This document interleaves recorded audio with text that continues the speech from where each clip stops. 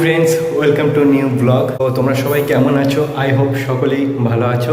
তো চলো ফ্রেন্ডস, আজকে কুকিং অ্যান্ড ইটিং ব্লগটা দেখতে থাকো। চলো। ঘুম থেকে উঠেই দেখি মা আনারস কাটতে বসে পড়েছে। আর আনারসটা খুব সুন্দর ছিল দেখতে, দেখো একদম পুরো পাকা আনারস। আর মা প্রথমেই বটিতে পাচ্ছিল না, যাই হোক চেষ্টা করে আনারসটা কেটেই ফেললো। তো আনারস কাটতে একটু অসুবিধা হয় সকলের, তো যারা কাটতে পারে তাদের কাছে তো কিছুই নয়। খুব সুন্দর।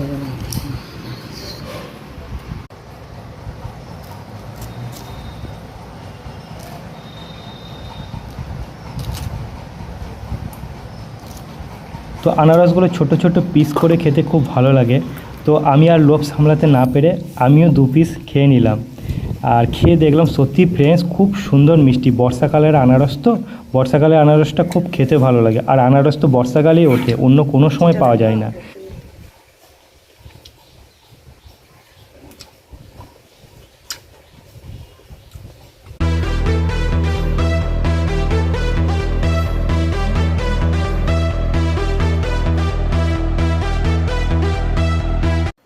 এখানে দেখতে পাচ্ছ বন্ধুরা, দুপুরে খাবারের জন্য সবজি কাটা আছে।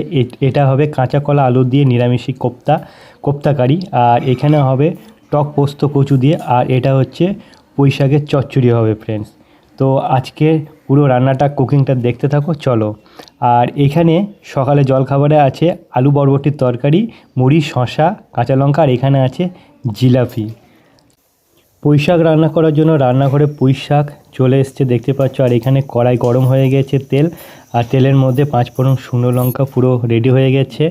আর পূজা মানে আমার ওয়াইফ রান্নাটা করবে, সেই জন্য কড়াইয়ে দিয়ে দিয়েছে পুঁই শাকটা, প্রথমেই দিয়ে দিয়েছে। তো ও পুঁই শাকের রান্নাটা খুব ভালো করে, সেই জন্য বাড়ির সবাইকে পুঁই শাকটা খুব রান্না করতে বলে। আর আমার মাও কিছু রান্না করে নেয়, সেই জন্য ও পুঁই শাকটা রান্না করছে।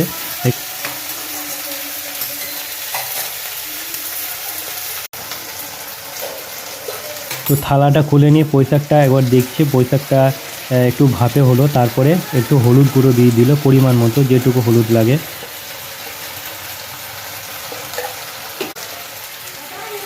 পরেই লবণ, পরিমাণ মতো লবণটাও দিল দেখতে পাচ্ছ। তারপরে কড়াই একবার এটাকে ভালো করে নেড়ে নিল।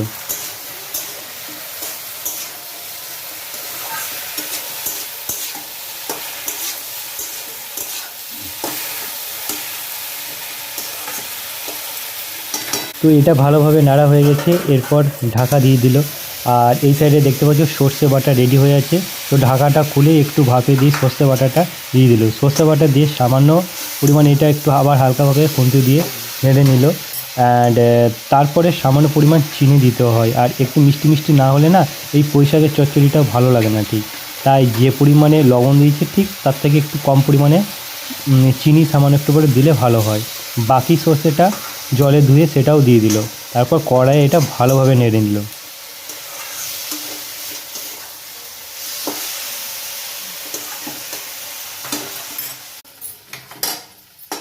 এটা অলরেডি কড়াই কষানো হয়ে গেছে। তারপর প্রেসার কুকারের মধ্যে 2 থেকে 3টে সিটি দিয়ে দিলেই এটা সুন্দরভাবে রেডি হয়ে যাবে।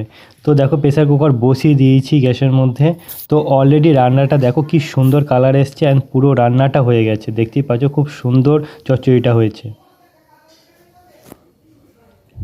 আর এইদিকে আমার মাও চলে এসছে পূজার পরে কাঁচা কলা আলু দিয়ে কোপ্তা কারি বানাবে তার জন্য। তাই কাঁচাগুলোকে ছাড়িয়ে নিচ্ছে সুন্দরভাবে। কাঁচা কলা যে সেদ্ধ করে রেখেছিল কাঁচা কলা আলুটাকে, তো কাঁচা কলার খোসাটাকে দেখতেই পাচ্ছ খুব সুন্দরভাবে ছাড়িয়ে নিচ্ছে। এরপর এখানে সামান্য পরিমাণ হলুদ গুঁড়ো সামান্য পরিমাণ লাগবে।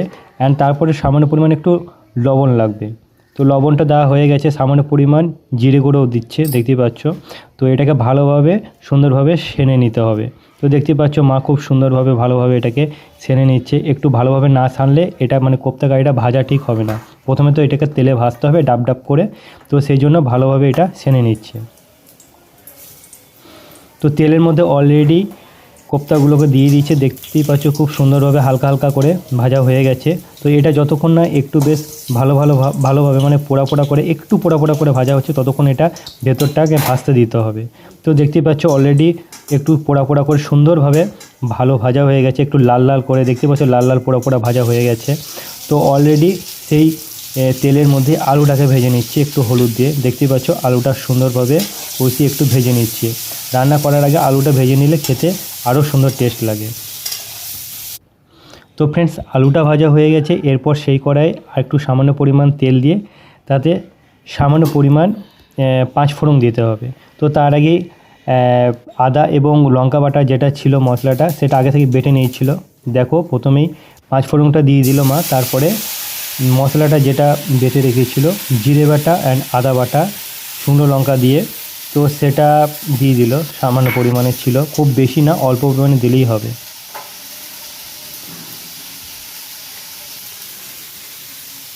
তো এরপর সামান্য পরিমাণে হলুদ দিচ্ছি, যতটা পরিমাণ দরকার পরিমাণ মতো হলুদ দিলেই হবে। তো এরপর সামান্য পরিমাণ লঙ্কা গুঁড়ো দিচ্ছে, যেহেতু লঙ্কা ওখানে বাটা ছিল তাই অল্প পরিমাণে লঙ্কা গুঁড়ো দিচ্ছে। বেশি পরিমাণে লঙ্কা গুঁড়ো দিলে আবার ঝাল হয়ে যাবে। পরিমাণ মতো লবণও দিতে হবে আর সামান্য পরিমাণ চিনি। চিনিটা প্রথমে মশলাতেই বাটা ছিল, সেই জন্য চিনিটা আর আলাদা করে দেয়নি। আর এই সাইডে টমেটোগুলো আছে, টমেটোগুলো মা দিয়ে দিল।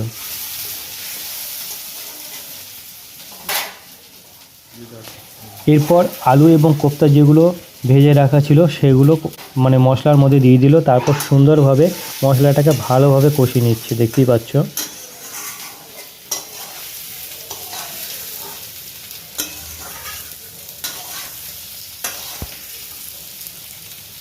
তো মশলা কষানো হয়ে গেছে এবং মশলা কষানো হয়ে যাওয়ার পর জলটা দিয়ে দিচ্ছে পরিমাণ মতো, যেটুকু জল লাগা দরকার।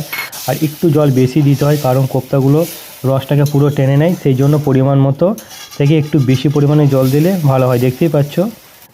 তো অলরেডি ঘি দিয়ে নামানোর আগে ঘিটা দিয়ে সুন্দরভাবে এটা রেডি করে নিতে হবে। তো অলরেডি কোপ্তা কারিটা হয়ে গেছে রেডি, দেখতেই পাচ্ছ খুব সুন্দর কালার এসছে অ্যান্ড একদম সুন্দরভাবে কোপ্তা কারিটা হয়ে গেছে।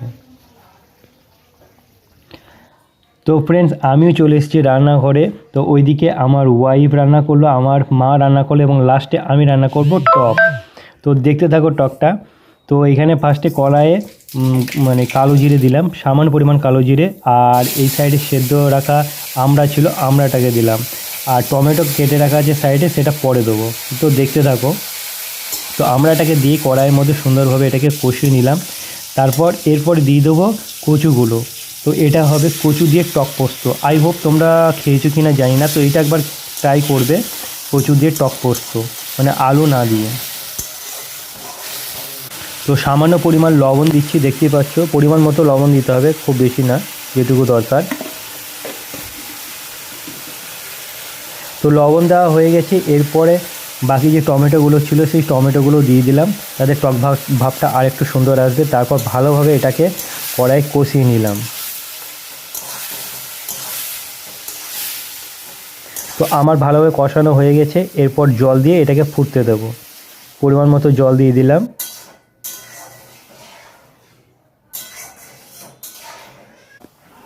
তো জল দিয়ে দেখতে পাচ্ছ এটা ফোটানো হয়ে গেছে, ফুটতে শুরু করেছি। এরপর বেটে রাখা মিক্সিতে পোস্তটা এটা সুন্দরভাবে দিয়ে দেবো।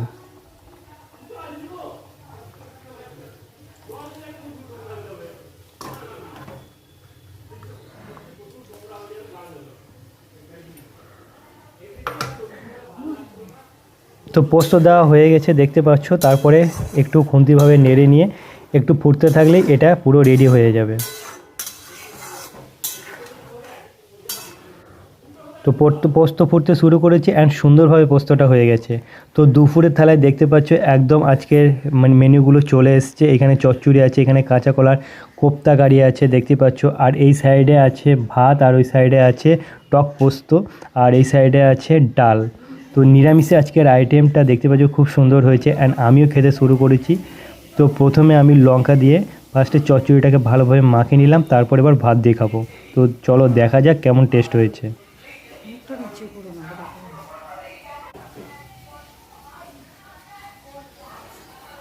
তরকারিটা খেয়ে দেখলাম খুব সুন্দর লাগলো খেতে।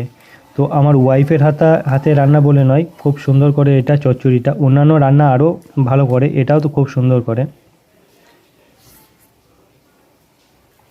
এরপর আমি খাবো কাঁচা কলা আলুর যে কোপ্তা কারিটা, সেটা একবার টেস্ট করে দেখবো, দেখি কেমন হয়েছে সেটা।